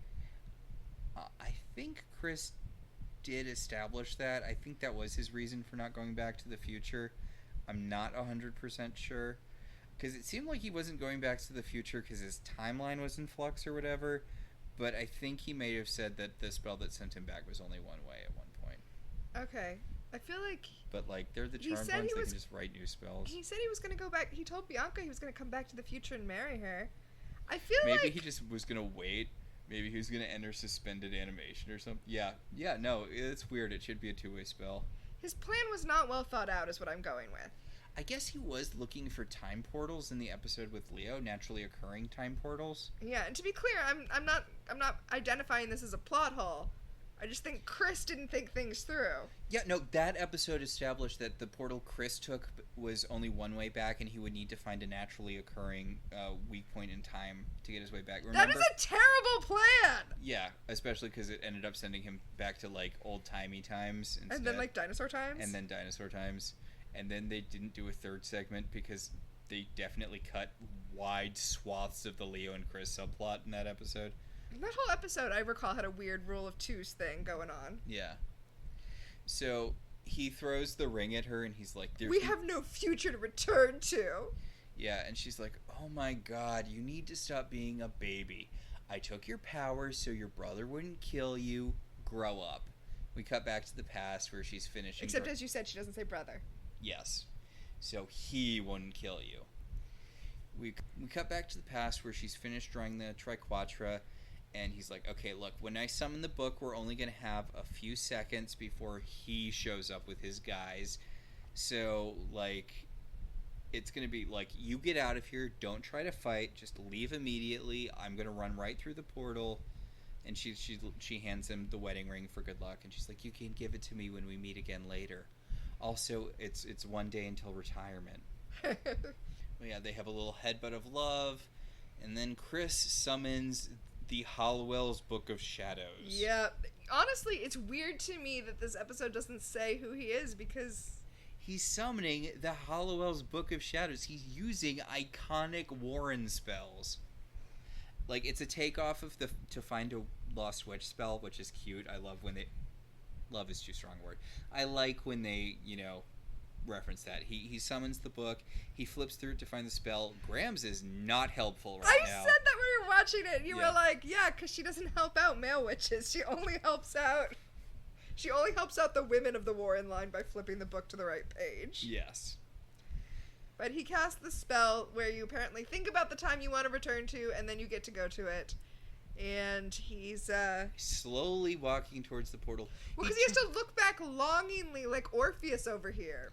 Yeah, and like, she would have just orbed away if you walked right through the portal, but instead a demon shows up and she starts kung fu fighting him. She's like, go through the portal, Chris. You can both teleport. She's in minimal danger. So, in the present, Chris is all like, I'm not going to go through the portal. I can't believe you thought I would go through the portal. How can you be so cold? Bianca, don't do this. And she's like, I mean, I already did it. I want to be clear. I'm like, I mean, okay, it's bad to take Chris's powers, but I have, so I don't want to say I'm 100% on her side. I'm just going to say I have a lot of sympathy for Bianca in this episode. Yeah, I mean, she's legitimately just trying to save Chris's life. Yeah, she's making the best of a bad situation. Okay, so the sisters orb in. I'm sorry, I love this sequence so much. Bianca throws her knife at Piper, who freezes the knife, and then Bianca shimmers to where the knife is and grabs it so that she can hold it threateningly. Like, it's such a cool use of the freezing / orbing power. Okay, that's not exact. That is sort of what happens, but it starts with Piper. They orb in. Piper throws a vanquishing potion at Bianca. Bianca throws the knife through the vanquishing potion, stopping it from hitting her. Piper freezes the knife. Bianca shimmers, grabs the knife, and holds it to Piper's throat. And she's like, you've read about Phoenix Witches. You know what I can do. If you try anything, I'll kill Piper. And Chris is like, no, you won't. Yeah, Chris is like, just let her go and I'll go with you. But also, you can't kill her because, the future is not going to work if you kill her. And I just want to game this out a little bit. Mm-hmm. Okay, so if you kill Piper here, I assume that Chris is never going to be born. Well, yeah, of course that. But Wyatt probably doesn't turn evil. Why do you say that? Because Leo takes him up to Whitelighter Land and raises him up there. Yeah, where Gideon has easy access to him. Yeah, but he's not leaving him alone with Gideon like he is in this timeline. I mean, maybe he is. Maybe. I mean, maybe Leo decides that he's just going to live at magic school full time. Yeah, but I feel like Leo would be at magic school too because he wouldn't have Piper. But he has his elder responsibilities. Apparently, we haven't seen him do a goddamn thing. Why make him an elder? He's doing the same Whitelighter shit. Also, Gideon's apparently an elder, but he still has time to run magic school. But Leo's I forgot Gideon was an elder. I thought he was just a Whitelighter. No. He's an elder and he's running magic school. Alright, in that case, I guess don't kill Piper. Well, I mean, I'm more thinking, why can't Leo and Piper just be married since apparently Gideon has time to run a goddamn school? Yeah, no, I was just trying to think what would it really, like, what are the long-term implications to the timeline? So Chris is going to voluntarily go through the portal now, and he says, tell Leo I guess he's going to have to fix that floorboard on his own. Yes. And again, I mean, they don't get it immediately, but they're all going to be pretty quick on the uptake with this, too. Also, the floorboard thing, usually it bothers me in Charmed when they repeat things. unnecessarily multiple times, but like the two previous mentions of the floorboard, one was just it squeaking when Chris walked over it and him making a little face at it. Like, it has been a subtle enough thing, so when it comes back here, you're like, oh, okay. Alright, so now we are not in a flashback, we're just in the future. And a bunch of demons show up at the portal when they walk through. Everyone is wearing gray. I thought those were black turtlenecks, it was just the lighting made it look gray. So possibly, yeah. The lighting is really weird in this scene. So the demons all step to one side so that we can get a clear shot of Dirtbag Jesus. Oh my God! It's Chad Kroger. And Chris says, "Hello, Wyatt." Dun dun dun. Yes, Wyatt is the evil him from the beginning of this episode. It really feels like this should have been planted earlier, but clearly they had no idea what they. Yeah. Also, in this episode, Wyatt talks with an accent. Occasionally. Sometimes he has a British accent. Okay, but I don't think it's a British accent. I think it is the kid who has played too much LARP accent. I can't even do it. I can't even fake it. He's the wielder of Excalibur, so it made him British. Yeah, no, it's just it's a pretentious I played too much LARP accent. I'm above the old school morals of good and evil, Chris. So, in the present, which is weird because it's 2001, and the thing that I've been calling the future is 2023, but anyway, in the present, they're all realizing that they need to get Chris back, and that even though they don't really know what his deal is, they've decided to trust him since... Yeah, Leo's pacing around giving a speech about how they need to protect Chris, and Paige is like, since when do you like Chris? And he's like, and he steps on the creaky floorboard, and they're all like, oh. They realize that when Chris said Leo's gonna have to fix that on his own, he was sending them a clue. That he wants them to put his powers into that. So what they actually put in there is the spell to call a witch's powers. Which I guess you can cast if you've been depowered. I guess. Sure. Wyatt makes all of it in weird that he doesn't know it. Yeah. You'd think that should be like a Halliwell basic. They should drill that into you the same time they drill the Woogie spell into you if you're going to live in the manor. Yeah, exactly. I mean, I feel like, honestly, if Gramps were still... I think Gramps probably did do this. Like, give you a base knowledge of spellcraft so that you can defend yourself against minor demons, and like if you lose your powers, shit that will come up. I mean, this is like basic life skills for witches. So in the future, it's like the lighting shifts over the course of it. Everything gets a lot sharper and less blue tinted. Yeah, because nobody wanted that. It's like, Chris, I can't do the accent, sorry. But he's like, I can't believe that you're still tied to these notions of good and evil. And then Wyatt gets, like, mad at Bianca for not completely bringing him around on his nihilism. It's like, she got his powers out and brought him here. Like, come on. I feel like your expectations were just setting her up to fail if you thought she was going to talk him into, like, whatever it is you're doing. Wyatt starts force choking Chris and then like power slams him into a cabinet, and Chris is like, ow, stop it, I'm gonna tell Mom, or I would if she wasn't dead. But when Bianca runs over to help him, he's like, no, I've got a plan, this is all part of the plan. Okay. And Bianca yells at Wyatt, she's like, you said you wouldn't hurt him, and Wyatt's like, and you said you'd turn him. This is what I'm saying, like, whatever. Wyatt's not bright. She goes over to Chris and she's like, bend the fucking knee, dude. And he's like, I didn't come here just to die. And he rushes Wyatt, and Wyatt just kind of casually tosses him to the side. And Wyatt's like, Jesus Christ, man. Look, I've been playing incredible softball with you, but if you want me to kill you, fine, I'll just kill you. Okay, in the present, Phoebe is hurriedly writing down the spell to put Phoebe, under the you floorboard. got 23 years. Alright. I'm going to talk about it now. Okay. Alright. Here's my little TED talk on how time travel works. Yes. Alright. This type of time travel... Bill and Ted Closed Time Loop. Not the close. It is a closed time loop, but that's not what I meant.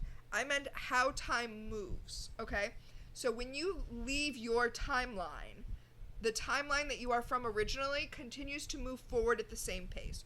So Chris went to the past. He was in the past for 6 months. Now that he's back in the future, it's 6 months later because time moved in the future at the same rate that it moved for Chris. Yes. So if Chris had sent Bianca to the future, he would have to rush and get that spell there so that it would be there when she reached for it. Okay. But because Phoebe is in her native time zone, her space of clock, then for her, time is not moving in the future. She's got 23 years. Yes. Thank you for coming to my TED Talk about how time travel works. So Bianca starts trying to drain Wyatt's powers, and she tells Chris to stop him from murdering Chris, and she's like, Chris, I can only do this for so long. He's got way more powers than you. This will only stop him for a little while. If you're gonna make a move, make one now. Chris pries up the floorboard, finds the spell, reads it, and gets his powers back. Meanwhile, Wyatt slams Bianca back. She goes flying. He kicks her back. He does a spinning bird kick and knocks her backwards. Unnecessary. Okay, it is necessary, and here's why. Yes. We need to see that, Wyatt has things from all of the sisters, so this is what he has from Phoebe. Oh my god. Okay, here's my question. She gets impaled on a stake, and now she's gonna die and not be able to reconstitute. Yeah, I'm sorry. Explosions don't kill you, but a stake through the chest does. She a vampire? Someone on Reddit, I did go on Reddit today, someone on Reddit was saying that, if they were molecularly combusted, they could reconstitute, but that's not the same as being able to heal wounds. Oh my god, is it a Buffy style you can come back from a magical death thing? Kind of. Anyway, she dies. Yeah, Chris runs over to... Chris telekinetically shoves Wyatt really hard. This is embarrassing for Wyatt. It takes Wyatt a long time to get up. He wasn't ready for it. He was expecting Chris to not have any powers. Yeah, but, come on. You're an omnipotent god, dude, and your brother shoves you a little bit, and you're down for long enough for your brother to have a whole-ass conversation with his dying fiancé. So, Chris, at Bianca's behest, Chris runs to the Book of Shadows, recasts the time travel spell, but this time he takes the page of the book with him so that... Now Wyatt, the omnipotent god being, can't follow? Or send assassins. He doesn't know the spell, or he already wrote a spell to come forward in time. He can't write a spell to go back. Also, a lot of people can travel backwards in time, as we will see next episode. With the time-traveling go-go boots. Yeah, you don't even need special Charmed One powers. Any witch or demon can do it. Cole did it back when he was just Balthazar. Anyway, now Chris is in the attic in the present, and they're all like, Chris, you're back, yay! Also, we found out, I don't think we mentioned it, Piper tried to freeze him and Bianca when they were going through the portal, and neither one of them froze because they're both technically good witches, which is when they found out that Chris is a witch and not a white lighter. Well, he told them, he said he's part white lighter, part witch. Like you, Paige. Anyway, they're like, just don't lie to us again. He didn't lie to you! He kind of did. He said he was a white lighter.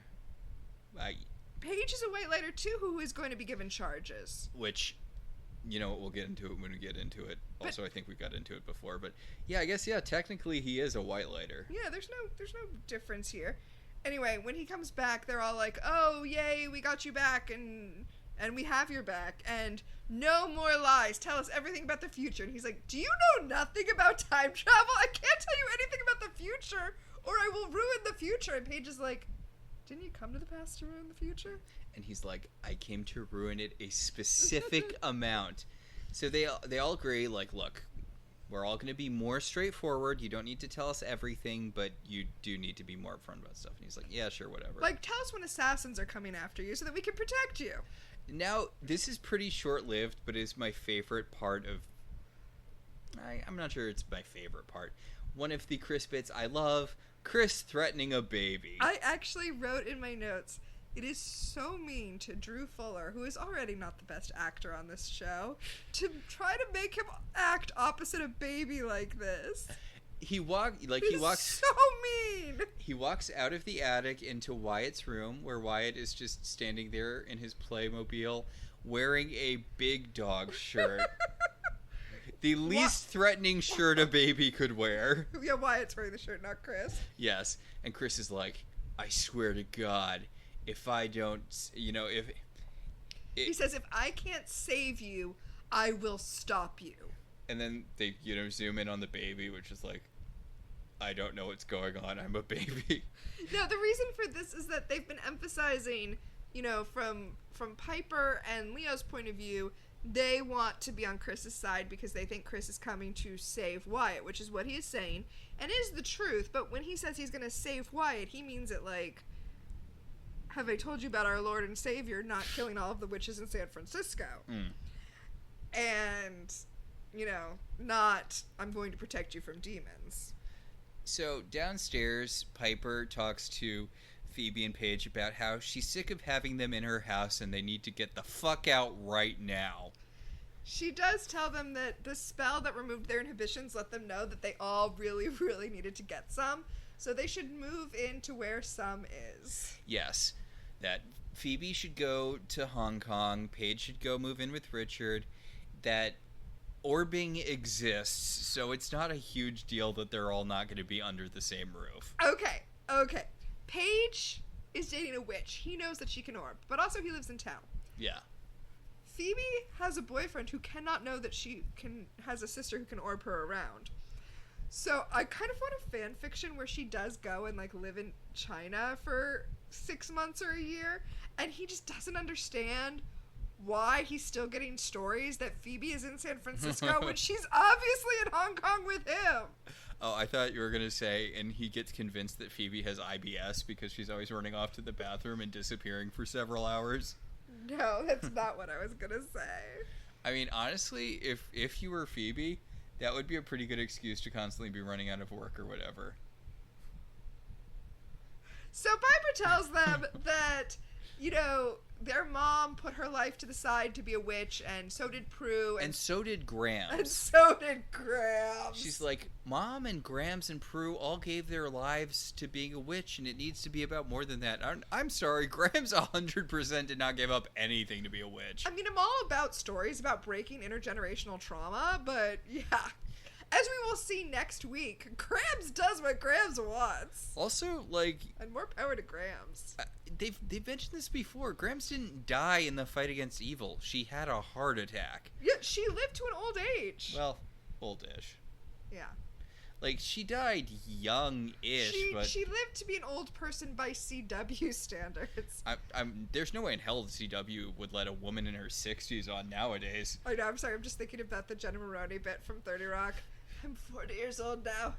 Time to die of old age. Oh, the things I've seen. Blockbuster. The second Clinton administration. VHS players. But yes, all of the sisters are choosing to go their own way. Yes. That was the wrong song to invoke here because while they are all going their own way, they're also not in a band that's all having sex with each other. Definitely not. But yeah, I like this episode a fair amount. Oh, I liked this episode a lot. Why didn't we get the Chris reveal here? The full Chris reveal. It's weird. Especially because I'm pretty sure we're getting it next episode. I know I already said that, but I'm cementing it in stone. So if I'm wrong about that, I can be extra wrong. I mean, I sent you a copy of the ad that ran in TV Guide. Chris isn't even... in the ad and TV Guide he is. In the TV spot, Chris does not show up at all. Yeah, in the TV Guide ad, though, the little log line said, "Tonight his true identity revealed." Wrong. Friend or foe. Lies. Whatever. Whatever, Charmed. Much like the Charmed ones, we have our own power of 3. The first power in our pack is Premonition, who in this episode is, was, or will become famous. I'm going to steal the main one because I feel like you did more research. Okay. Do you have someone who's not the main one? No. Oh, okay. Do you want to take the main one? You're the one who looked it up in the first place. Sure. The Bianca is Marisol Nichols, who I think our audience will know most, and I got really excited about, is Hermione Lodge in Riverdale. Yeah, Veronica's mom. So, way to keep getting employed by the same company. Yeah. Many years apart. But yeah, no, she's good in Riverdale, and she's good here. They don't give her a ton to do, and she has to wear that outfit. And she has to act opposite Drew Fuller. Yeah, which is challenging. But she does a pretty good job, and, like, yeah. I enjoyed her. I was sad when Bianca died. Yeah, I wasn't sad, but I wouldn't have been disappointed if she showed up again, which I don't believe she does. I don't think so. All right, that'll take us to the second Power in Her Pack, Time Freeze. What specifically dated this episode? Email female, to quote Elise. Well, I did preview it before, but Phoebe saying that she was learning Chinese from Berlitz was mine. Yeah, were those the audio tapes? Was that? Those were the audio tapes, right? So now we would say Rosetta Stone, or probably even more likely Duolingo. Yeah, the owl that will eat you if you don't learn how to speak French. Yes. I looked to see if they had one for ASL, which they do not. But also I've heard it's not actually that great for learning other languages. I have no idea. Like, I've heard you get really good at doing the word puzzles they give you, but you don't get good at, like, conversational whatever. Yeah. I don't know how true that is. Maybe Duolingo is awesome for that. I know two things relevant about Duolingo. I mean, I've done it before. I've tried to, like, brush up on my Spanish with it. But the two things that I think about with Duolingo are, I saw this amazing TikTok the other day of a guy who learned his girlfriend's native language, and I don't remember what it was. I don't even know if it was in the video or not. But so that he could propose to her in her native language, and it was like a really long speech. It was just like a really sweet proposal video.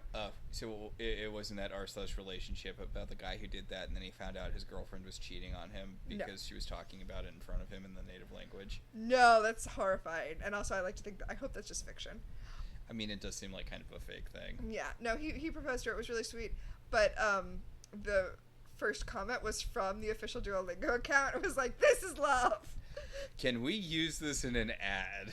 And then also, there on April Fool's last year, Duolingo released a fake ad for a fake reality dating show where everyone in the house speaks a different language, and I would love that to be a real show. Yeah, House of Babel. That would be I would watch that. I would watch the hell out of that show. You'd have it where, like, everyone starts out with a different native language, and they're all learning each other's languages, right? That's how you do that. Yeah. I mean, there have definitely been reality shows with worse premises. MILF Manor. Yeah. Okay, we're going right for the tip. We weren't even gonna build it up with the, like, 3 Ways to Tango or whatever it was called. Couple to Thruple. Couple to Thruple, which. It's fun looking up the aftermath of that because everyone broke up immediately, obviously. Chains of Love. Is that the one where you're chained to people? Yeah. Or, what was the one where they were, like, animal masks or whatever? Oh, yeah. I don't remember what that was called. Sexy Beasts, I think. Yeah, Sexy Beasts. We watched one season of that, and the thing is, you end up rooting for the nicest person to not end up with whoever, because they're all always like, it's always like 4 terrible people and one of them is less terrible than the others, and you're just rooting for the less terrible person to get out without being romantically attached to anyone else. Yeah, basically. That'll bring us to the final Power in Her Pack, telekinesis. What, if anything, genuinely moved you?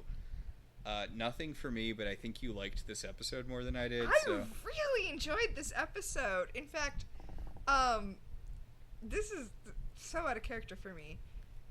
I was genuinely moved by the moment where I can't even believe I'm going to say this. I feel like I need to give you some sort of signal that I am me, because I feel like what I'm about to say is the kind of thing I would say to indicate to you that I had been kidnapped. Oh, like if I said, Deadpool's amazing. I love him so much. Yeah. That's my hot take for this episode. Okay. The thing that genuinely moved me was the moment where Phoebe was using her empathy power. Oh my god. Yeah, no, this is where we need a secret password. Yeah, no, but when Phoebe was like, when Phoebe realized that Chris was in love with Bianca, it was just a really sweet moment. Like it was a nice moment where Phoebe used her empathy power. And also, like, I got a lot of emotion from Drew Fuller because Chris was because Chris was unconscious in that moment. Okay, I'm glad you finished that because I'm like, no, definitely imposter. I got a lot of emotion from Drew Fuller is not a sentence. That is your secret assassination, brainwashing, unlocking passphrase. Boy, Drew Fuller is showing a lot of emotion in this scene. I also have a secret power. Ooh, which of our secret powers do you have? The levitation. Oh, what made you rise into the air and say, fuck yeah? The fighting sequence where Bianca was using the freezing power as a part of her fighting technique. Yeah, that was really cool. Yeah. And probably pretty expensive. I was going to say, though, it made up for the 2 terrible FX shots that I called out in this episode. Yes. So, next time, as we have teased, will be another time travel episode. Yes, and it's the best one. Okay, Witch Stock, and the Peacock description says, Paige tries on a pair of go-go boots and is transported back in time. Yeah. Which is accurate. That is what happens. All right.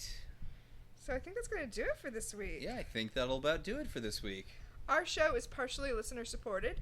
If you want to be one of the supporters, you should head over to our website, www.welcometotelevision.net, and click on our Patreon link. We'd like to thank our current $5 and above patrons, Beryl, Patricia, Rosa, Ryan, Maricruz, Benjamin, Kate, Jen, Dan, Anthony, and Daniel. If you'd like to support the show in other ways, you could always rate and review us on Apple Podcasts. It helps other people find the show. If you want to talk about this episode, or any episode of any television show, you can email us at ilovetelevisionzines@gmail.com, or you can find us on Blue Sky at Welcome to Television. So until next time, I'm Max. And I'm Tina. And this has been Welcome to the Halliwell Manor.